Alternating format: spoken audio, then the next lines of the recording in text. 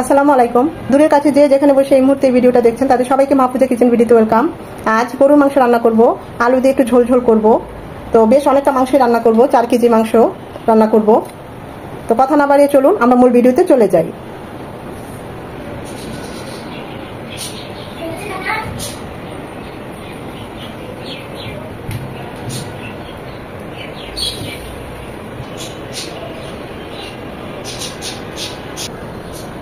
গরুর মাংস রান্না করার জন্য প্যানে দিয়ে দিচ্ছি সয়াবিন তেল 5 চামচের মতো।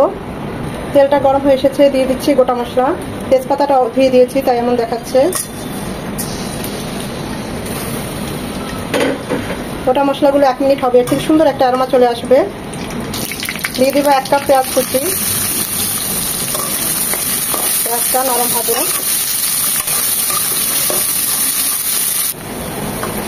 পেঁয়াজটা নরম হয়ে এসেছে, লাল লাল হয়ে গিয়েছে। এখানে 4 চামচ আদা রসুনের পেস্ট একসাথে পেস্ট করে নিয়েছি, সেটা দিয়ে দিচ্ছি। এটাকে 1 মিনিট ভেজে নেবো যেন আদা ভাজালো গন্ধটা চলে যায়। আদা রসুনটাকে 1 মিনিট ভেজে নেওয়ার পর এখানে 2 চামচ হলুদ গুঁড়ো, 2.5 চামচ শুকনো মরিচ গুঁড়ো, 1.5 চামচ ভাজা জিরে গুঁড়ো, 1 চামচ গরম মশলা গুঁড়ো আর 1/2 চামচ জয়ফল চৈত্র গুঁড়ো, সব পানি দিয়ে একটু গুলিয়ে দেবো। এভাবে পানি দিয়ে মশলাটা গুলিয়ে দিলে বাটা মশলার ফ্লেভার চলে আসে। চেষ্টা করবেন এভাবে একটু গুলিয়ে দিতে। এই যে ছোটো ছোটো টিপসগুলো, এগুলো ছোট হলেও অনেক কাজে লাগে রান্নায়।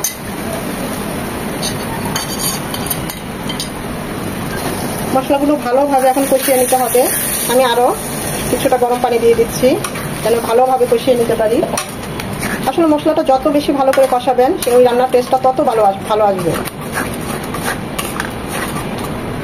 খেয়াল রাখতে হবে মশলাটা যেন পুড়ে না যায়। দেখতে মনে হচ্ছে মশলাটা কষানো হয়ে গিয়েছে, কিন্তু না, আর একটু সময় নিয়ে ধৈর্য নিয়ে মশলাটা কষাতে হবে।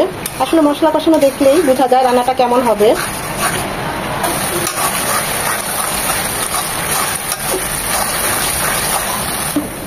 এখন মশলাটা কষানো হয়ে গিয়েছে, দিয়ে দিচ্ছি গরুর মাংস।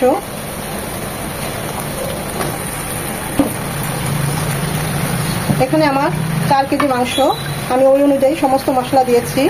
আপনাদের মাংসের পরিমাণ অনুযায়ী মশলার পরিমাণ বাড়িয়ে কমিয়ে নেবেন। এখানে হাড়, চর্বি, সলিড মাংস সব ধরনের মাংসই আমি নিয়েছি। ভালোভাবে মশলার সাথে মাংসগুলো নেড়ে চেড়ে মিশিয়ে নেব। ওই হাঁড়িতে হচ্ছিল না তাই আমি এর চেয়ে বড় হাঁড়িতে দিয়ে দিচ্ছি, কারণ ঝোল যাবে, এতে আলু যাবে, হবে না। এখন খুব ভালোভাবে নেড়ে চেড়ে মাংসের সাথে মশলার সাথে মিশিয়ে নেব। যেহেতু আমার মাংসের পরিমাণ অনেক বেশি তাই এতে পানি ছাড়বে। এখন ঢেকে দেব মিনিমাম 10-15 মিনিট পর এটা উঠিয়ে আবার নেড়ে চেড়ে নেব।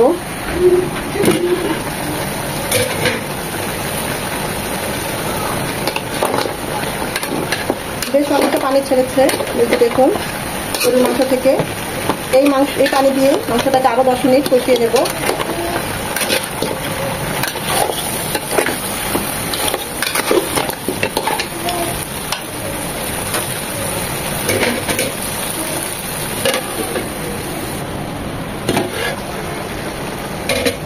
আরো 10 মিনিট কষিয়ে নেওয়ার পর আমি অবশ্য মাঝে আরো একবার নেড়ে দিয়েছি।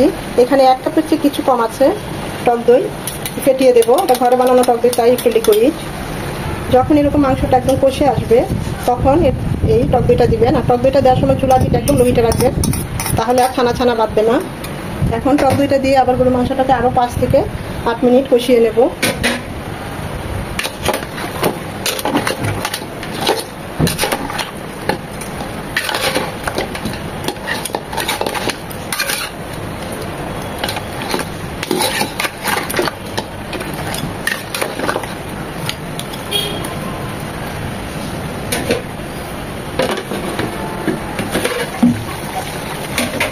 আমি অবশ্য মাঝে আরো একবার নেড়ে দিয়েছি। মাংস থেকে যে পানিটা ছেড়েছিল সেই পানিটা মাংসের গায়ে গায়ে লেগে গিয়েছে। 40 থেকে 50% আমাদের মাংসটা কুক হয়ে গিয়েছে। এই পর্যায়ে দিয়ে দিব কষানোর পর্যায়ে, শেষ পর্যায়ে আর কি, আলু। যারা আলু খেতে পছন্দ করেন না তারা স্কিপ করতে পারেন। আলুটা দিয়েও মাংসটাকে আরো 10 মিনিট, 8 থেকে 10 মিনিট কষিয়ে নেব যেন আলু আর মশলা মাংসের সাথে কষিয়ে যায়। আসলে ক্যামেরাটার জন্য পাশটা ভালোভাবে নাড়তে পারছি না, তবে যখন ক্যামেরাটা অফ করি ক্যামেরাটা সরিয়ে ভালোভাবে নেড়ে দেই। এটা আরো 5-7 মিনিট কষবে।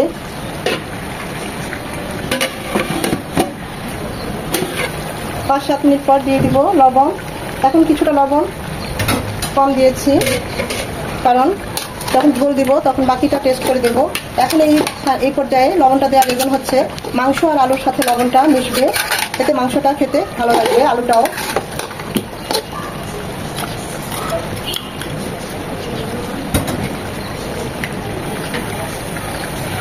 এখন আর ঢাকবো না, আপাতত 2-3 মিনিট এভাবেই আর একটু কষিয়ে নেব।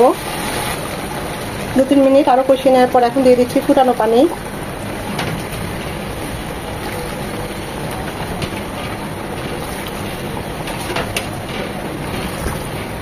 যেমন ঝোল রাখবেন ওই অনুযায়ী পানিটা দিবেন।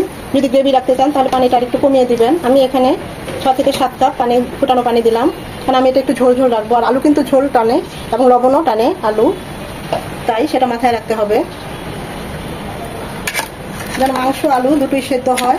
তারপরে গ্রেভিটা কিরকম রাখবেন ওই অনুযায়ী আপনারা পানিটা দিবেন।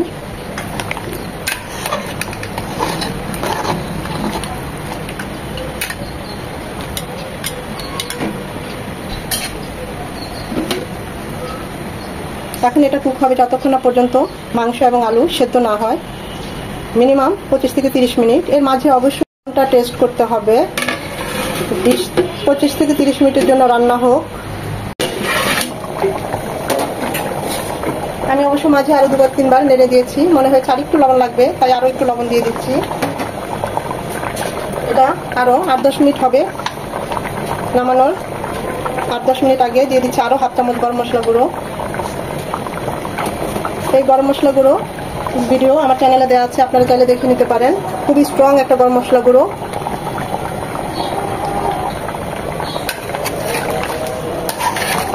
মাংসগুলো সব সেদ্ধ হয়ে গিয়েছে, আলুও সেদ্ধ হয়ে গিয়েছে, খুব সুন্দর একটা সুঘ্রাণ চলে এসেছে পুরো ঘরে।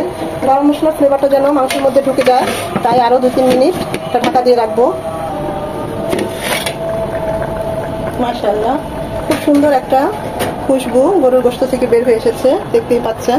তেলটা চারপাশে উপরে উঠে এসেছে। আমাদের রান্নাটা অলমোস্ট ডান। এখন আমরা চুলাটা অফ করে দেব, আরো 2 মিনিট ঢেকে রাখবো।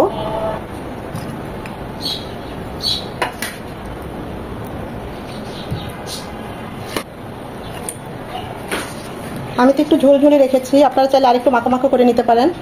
গরম ভাতের সাথে এই ঝোল ঝোলটা লাগবে, আর ঠান্ডা হলে আরেকটু কমবে ঝোলটা, কারণ আলু কিন্তু ঝোল টানে। আর এই ঝোলটা একটু পাতলাই হবে, এটা কিন্তু গ্রেভি হবে না, এরকম পাতলাই হবে। গার্নিশের জন্য একটু পেঁয়াজ বেরেস্তা ছড়িয়ে দিচ্ছি,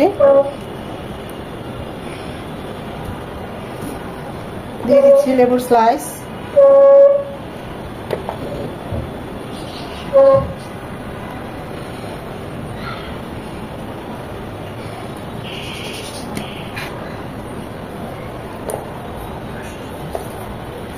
আশা করি ভিডিওটা আপনাদের ভালো লেগেছে। আর যদি ভালো লেগে থাকে অবশ্যই একটা লাইক দিবেন, বেশি বেশি করে শেয়ার করে দিবেন, কমেন্ট করে জানাবেন কেমন হয়েছে। আমি তো এভাবেই সবসময় করি, সবসময় এভাবে আমি গরুর মাংসটা যখন রান্না করি একদম সিম্পল ভাবে, আলু দিয়ে বা মাঝে মাঝে আলুও দেই না, এরকমই করি, একটু ঝোল ঝোল বা আবার একটু ভুনা ভুনা করি এই ঘরে থাকা এই মশলা উপকরণ দিয়েই। তো চেষ্টা করেছি ভালো করে করার জন্য, জানি না কতটুকু করতে পেরেছি আর কতটুকু আপনাদের ভালো লেগেছে। এতক্ষণ যারা ধৈর্য ধরে আমার এই ভিডিওটা দেখেছেন তাদের সবাইকে অসংখ্য ধন্যবাদ।